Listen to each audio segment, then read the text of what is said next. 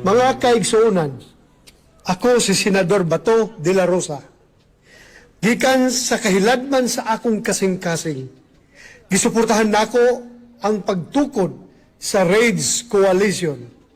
Usa ka panaghiusa sa lain-laing kusog nga andam mobarog alang sa kamatuoran, pagpanubag o kaayuhan sa katawhang Pilipino.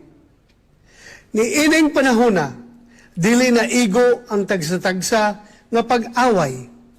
Kinahanglan nato ang usa ka tingog, usa ka direksyon ug lig-ong baruganan, batok sa korupsyon, pag-abuso ug mga lakang nga nagtumong sa pagpahilom sa oposisyon. Gipahayag usab nako ang akong tibuok suporta sa pagpanguna ni Sebastian Duterte, isip leader ni ini nga koalisyon. Nailhan nato si Mayor Baste nga usa ka isog na ay baruganan, andam, makig-away o iaway gyud niya ang hustisya alang sa katawhan. Og labaw sa tanan, nagpadayon ko sa pagsuporta kang BP Sara Duterte, Inday Sara, nga nagpadayon sa pagserbisyo sa atong nasod bisan pa sa mga hagit o pagsulay na iyang giatubang.